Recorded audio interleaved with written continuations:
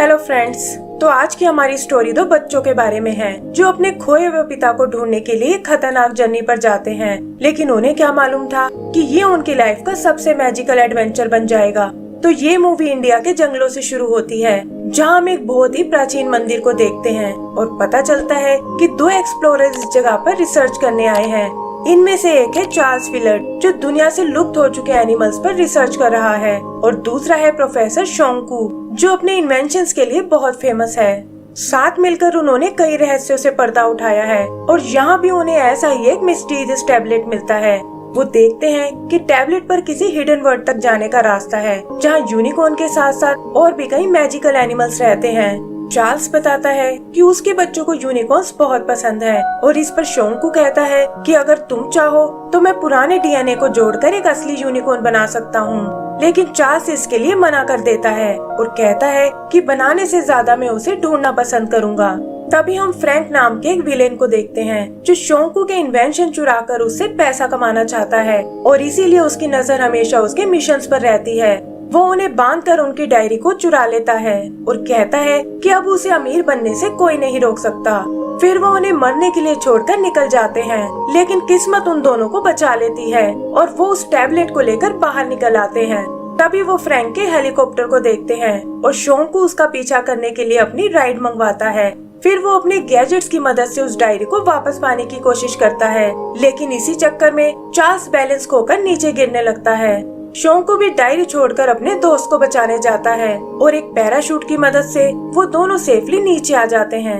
आगे का सीन 18 महीने बाद का है, जहां हम मेलोडी और उसके भाई मो को देखते हैं और पता चलता है कि वो यहाँ अपने डैड चार्ल्स को ढूंढने आए हैं। जल्दी ही उनकी ट्रेन स्टेशन पर पहुँच जाती है और हम देखते हैं कि एक रोबोट छुपकर उन दोनों को आइडेंटिफाई कर रहा है। मेलोडी मो से कहती है कि हमें प्रोफेसर शोंकू तक पहुंचना होगा, क्योंकि वही है जो इसमें हमारी मदद कर सकते हैं। लेकिन बाहर उनका सामना फ्रैंक के लोगों से होता है, जो उन दोनों को किडनैप करने आए हैं। रोबोट भी खतरे को समझ जाता है और बच्चों को उनके साथ नहीं जाने देता। वो बताता है कि मैं शोंकू का पर्सनल रोबोट रोबू हूँ और उन्होंने ही मुझे तुम्हें लेने भेजा है। फिर वो उसकी बाइक से आगे बढ़ने लगते हैं और रोबू उन्हें शोंकू के मेंशन में ले आता है। शोंकू को लगता है कि ये शायद उसके नए असिस्टेंट हैं और वो उन्हें अपनी लैब में चलने को बोलता है, जहां वो एक नए एक्सपेरिमेंट पर काम कर रहा है। मेलोडी और मो उसे बताने की बहुत कोशिश करते हैं, लेकिन शोंकू उनकी बातों पर कोई ध्यान नहीं देता और उन्हें दिखाता है कि कैसे उसने डीएनए की मदद से एक यूनिकॉर्न बना लिया है। बच्चों को यूनिकॉर्न थोड़ा अजीब सा लगता है, लेकिन शोंकू बताता है कि शायद डीएनए मैचिंग में कुछ गड़बड़ हो गई है और ये सब उसकी डायरी चोरी होने की वजह से हुआ है। यही हम शोंकू के दूसरे असिस्टेंट आवी को देखते हैं, जो उन सब के लिए आम लेकर आया है, लेकिन वो भी इस अजीब से एनिमल को देखकर डर जाता है। इधर मेलोडी शोंकू को अपने डैड के बारे में बताती है कि कैसे वो अचानक से कहीं गायब हो गए हैं, और ये सुनकर शोंकू परेशान हो जाता है। फिर वो चार्ल्स का भेजा हुआ आखिरी मैसेज देखते हैं, जिसमें वो बताता है कि मैंने उस मैजिकल वर्ल्ड को ढूंढ लिया है और तुम्हें भी ये सब अपनी आंखों से देखना चाहिए। लेकिन इतना कहते ही चार्ल्स कहीं से नीचे गिर जाता है। मेलोडी और मो उससे अपनी मदद करने को कहते हैं और शोंकू भी इसके लिए तैयार हो जाता है और कहता है कि तुम्हारा पिता होने के साथ साथ वो मेरा दोस्त भी है। आगे वो अपने जेट से उसकी लास्ट लोकेशन की ओर जाते हैं, जो अल्मोड़ा नाम का एक छोटा सा टाउन है। लेकिन रोबू देखता है कि कोई दूसरा प्लेन उनका पीछा कर रहा है। शोंकू जानता है कि ये जरूर फ्रैंक का ही काम है और बचने के लिए वो अपने जेट को एक स्टॉर्म में ले जाते हैं। फ्रैंक के लोग उन पर एक लेजर से अटैक करते हैं, जिससे उनके एक इंजन में आग लग जाती है। लेकिन रोबू किसी तरह उन्हें बचाकर अल्मोड़ा के एयरपोर्ट पर लैंड कर जाता है। शोंकू रोबू से प्लेन को ठीक करने को बोलता है और खुद पुलिस स्टेशन में चार्ल्स का पता करने जाता है। वहाँ इंस्पेक्टर उसे चार्ल्स का कुछ सामान देता है, जिसमें उसका मोबाइल फोन भी है, और बताता है कि ये कुछ हाइकर्स को एक घाटी में पड़ा हुआ मिला था और इसके अलावा चार्ल्स की कोई इन्फॉर्मेशन नहीं है। इधर एक मंकी मो से उसका हेडफोन चुरा लेता है और उसे पकड़ने के चक्कर में वो दोनों एक सुनसान जगह पहुँचते हैं। वहाँ उनका सामना दो बदमाश लोगों से होता है, जो टूरिस्ट समझकर उन्हें लूटना चाहते हैं। लेकिन तभी उनकी मदद करने एक मार्को नाम का आदमी आता है। वो उन बदमाशों की बहुत पिटाई करता है और बच्चों को सेफली वापस उनके प्लेन तक ले आता है। यही शोंकू को चार्ल्स के फोन में कुछ क्लूज मिलते हैं, जो उसने स्पेशली शोंकू के लिए छोड़े थे, और वो अपनी टीम को बताता है कि हमें चार्ल्स को ढूंढने के लिए हिमालय पर जाना होगा। मार्को भी इस काम में उनकी मदद करने को कहता है और बताता है कि मैं इस जर्नी के लिए याक्स अरेंज कर सकता हूँ। शोंकू इसके लिए एग्री हो जाता है और वो सब अपनी जर्नी पर निकल पड़ते हैं। रास्ते में उनका सामना बहुत सी मुश्किलों से होता है, लेकिन वो अपनी हिम्मत नहीं हारते और चार्ल्स की दी हुई लोकेशन तक पहुँच जाते हैं। शोंकू के मुताबिक वहाँ एक टेम्पल होना चाहिए था, लेकिन वो जगह तो एकदम खाली थी। और तब रोबू कहता है कि शायद हमें जमीन के नीचे देखना चाहिए। शोंकू डिटेक्टर से आइस के नीचे चेक करता है और वहाँ उन्हें उस टेम्पल का सीक्रेट रास्ता मिलता है। शोंकू बताता है कि यहीं से उन्हें आगे जाने का क्लू मिलने वाला है, लेकिन उसके लिए हमें सुबह तक इंतजार करना होगा। और फिर वो सब सोने चले जाते हैं। सुबह वो सूरज की पहली रोशनी को फॉलो करने को कहता है और वो देखते हैं कि उससे दीवार पर एक बुल की शेप बन रही है, जिसका मुंह उत्तर दिशा की तरफ है। वहाँ दूर उन्हें एक पहाड़ नजर आता है, जिसकी शेप सोते हुए इंसान के जैसी है। और शोंकू बताता है कि हम लोगों को वहीं जाना होगा।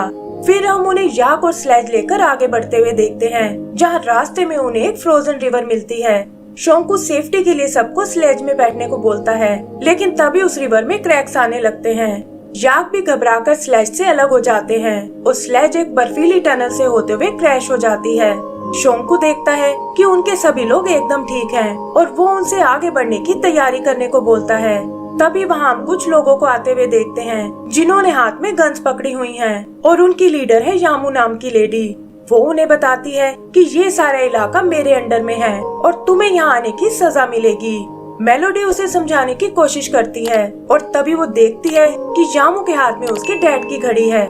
इधर यामू उन्हें छोड़ने के बदले रोबू को अपने हवाले करने को कहती है, लेकिन शोंकू के दिमाग में तो कुछ और ही चल रहा था।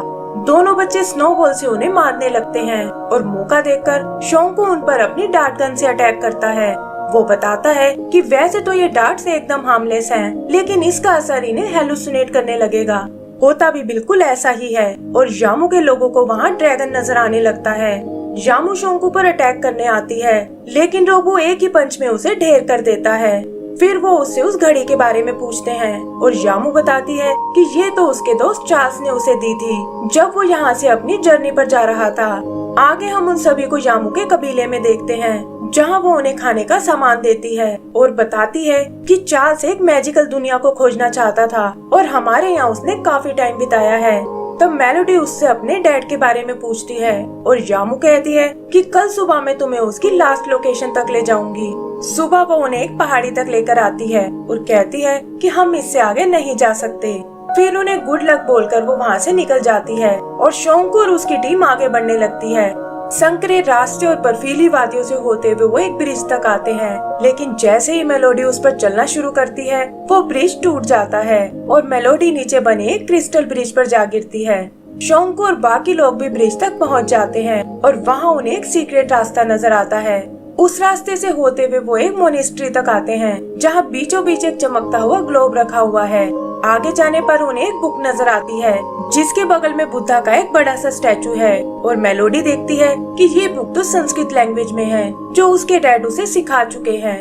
वो बताती है कि बुक में भी किसी ड्रीम वर्ल्ड के बारे में बताया गया है, लेकिन वहाँ तक जाने के लिए उन्हें फ्लाइंग पावर की जरूरत पड़ेगी। शोंकू भी देखता है कि ये लाइब्रेरी किसी लैब के जैसी है, जहाँ ऐसे एक्सपेरिमेंट के बारे में लिखा है जिसके बारे में इंसान सोच भी नहीं सकता।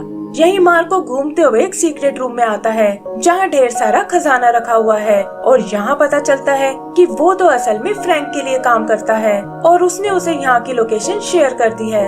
इधर शोंकू और बच्चों को सामने एक क्रिस्टल बॉल नजर आती है और वो समझ जाते हैं कि आगे जाने के लिए हमें इसे पार करना होगा। तभी वो मार्को को वहाँ आते हुए देखते हैं, जिसने हाथ में ढेर सारा खजाना पकड़ा हुआ है और शोंकू भी उसकी असलियत जान जाता है। फिर वो उसे हवा में उड़ते हुए देखते हैं और मार्को बताता है कि ये सब तो इन पावर बूट्स का कमाल है और ये कहकर वो वहाँ से निकल जाता है। तभी आवे सबके लिए वैसे ही बूट लेकर आता है, जिसकी मदद से वो उस क्रिस्टल वॉल तक जाते हैं और देखते हैं कि वहाँ तो एक अलग ही दुनिया बसी हुई है। शोंकू देखता है कि मेलोडी और मो भागते हुए आगे निकल गए हैं और वो भी उनके पीछे जाने का प्लान करता है। दूसरी तरफ हम एक शिप को देखते हैं और पता चलता है कि फ्रैंक अपने लोगों के साथ वहां आ पहुंचा है, ताकि यहाँ के एनिमल्स और प्लांट्स को चुराकर अपनी दुनिया में ले जा सके। उधर शोंकू और उसके साथियों का सामना एक मिनोटोर से होता है और वो सब उससे बचकर भागने लगते हैं। तभी झाड़ियों में से एक यंग आदमी बाहर आता है और शोंकू देखता है कि ये तो उसका दोस्त चार्ल्स ही है, जिसे इस दुनिया ने काफी बदल दिया है। चार्ल्स बताता है कि मिनोटोर तुम्हें कोई नुकसान नहीं पहुंचाएगा, क्योंकि मैंने उसे समझाकर दूर भेज दिया है और मैं तो यहाँ तुम्हारे शिप को देखकर आया हूँ। लेकिन शोंकू कहता है कि हम तो यहाँ कोई शिप नहीं लाए, और वो समझ जाते हैं कि ये जरूर फ्रैंक ही होगा। उधर मेलोडी और मो की नजर एक असली यूनिकॉर्न पर पड़ती है और इससे पहले कि वो उसके पास जा पाए, मार्को उसे पकड़कर अपने साथ ले जाता है। इधर चार्ल्स शोंकू को ये मैजिकल दुनिया दिखाता है और बताता है कि आते ही मैं एक पेड़ में क्रैश हो गया था, लेकिन एक मैजिकल फ्रूट ने मुझे फिर से ठीक कर दिया। फिर जैसे ही मैंने यहाँ से वापस जाने की सोची, मेरा शरीर गायब होने लगा और पता चला कि उस फ्रूट ने मेरी बॉडी केमिस्ट्री को चेंज कर दिया है और अब मैं यहाँ से बाहर नहीं जा सकता। इधर मेलोडी और मो देखते हैं कि फ्रैंक के लोग एनिमल्स और प्लांट्स को कैद कर रहे हैं और तभी वो खुद भी उनके हाथों पकड़े जाते हैं। चार्ल्स को भी शिप के पास मेलोडी की डायरी पड़ी हुई मिलती है और वो छुपकर उनके पास जाने लगते हैं। फिर वो मार्को और उसके लोगों पर स्लीपिंग डार्ट्स का यूज करते हैं और फ्रैंक भी समझ जाता है कि शोंकू यहाँ आ पहुँचा है। वो उन लोगों से कहता है कि तुम मुझे भागने से नहीं रोक सकते और शोंकू को शूट करने की कोशिश करता है, लेकिन शोंकू को बचाने के चक्कर में गोली चार्ल्स को जा लगती है। तभी वो देखते हैं कि चार्ल्स के घाव अपने आप भर रहे हैं और फ्रैंक भी ये देखकर हैरान रह जाता है। वो अपने लोगों से चार्ल्स को पकड़ने को बोलता है ताकि इमोर्टैलिटी का सीक्रेट जान सके, लेकिन शोंकू उसे कहता है कि इसमें तो तुम्हें बहुत टाइम लगेगा और तुम चाहो तो मेरी ये नई डायरी ले सकते हो जिसमें मैंने ये सीक्रेट पहले ही लिखा हुआ है, लेकिन बदले में तुम्हें मेरे दोस्तों को आजाद करना होगा। फिर अचानक एक बड़ा सा बर्ड उन बच्चों को उठा कर ले जाता है और फ्रैंक भी डायरी और चार्ल्स को लेकर निकल जाता है। तभी शोंकू को एक दूसरा बर्ड नजर आता है और वो उस पर बैठकर उनका पीछा करने लगता है। उधर फ्रैंक उस डायरी को देखकर बहुत नाराज होता है, लेकिन वो नहीं जानता कि शोंकू भी उस तक पहुंच चुका है। शोंकू किसी तरह चार्ल्स को फ्री कर लेता है और इधर हम आवी और रोबो को देखते हैं जिन्होंने उस बर्ड से बच्चों को छुड़ा लिया है। फ्रैंक के लोग शोंकू और चार्ल्स को रोकने की कोशिश करते हैं, लेकिन तभी वो यूनिकॉर्न वहाँ आकर उन्हें बचा लेता है। फिर वो यूनिकॉर्न को लेकर प्लेन से नीचे कूद जाते हैं और फ्रैंक कसम खाता है कि एक दिन वो यहाँ वापस जरूर आएगा। चार्ल्स अपने बच्चों से मिलकर बहुत खुश होता है और तब शोंकू उसे बताता है कि फ्रैंक अपने साथ कई सारे एनिमल्स को ले गया है, लेकिन चार्ल्स कहता है कि इस बार वो कामयाब नहीं हो पाएगा और न ही उसे वापस आने का रास्ता मिलने वाला है। आगे हम फ्रैंक को देखते हैं जो उन एनिमल्स और प्लांट्स को बेचने का प्लान बना रहा है, लेकिन तभी अचानक वो एक एक करके गायब होने लगते हैं और देखते ही देखते उसका खजाना खाली हो जाता है। इधर चार्ल्स अपने बच्चों को सच बताता है कि बिना क्योर के वो यहाँ से वापस नहीं जा सकता और वो सब उसे प्रॉमिस करते हैं कि हम आपको वापस लेने जरूर आएंगे। तभी रोबो अपना बनाया एक फ्लाइंग शिप लेकर आता है और बताता है कि ये सारा सामान मैंने फ्रैंक के प्लेन से चुराया है, और फिर वो चार्ल्स से अलविदा लेकर वहाँ से निकल जाते हैं। एंड सीन शोंकू की लैब का है जहाँ वो बताता है कि हम क्योर ढूंढने के बहुत करीब हैं, और इसी के साथ हमारी ये मूवी खत्म हो जाती है। तो दोस्तों, अगर आपको ये मूवी पसंद आई हो तो प्लीज हमें लाइक एंड सब्सक्राइब करना ना भूलें। Thank you.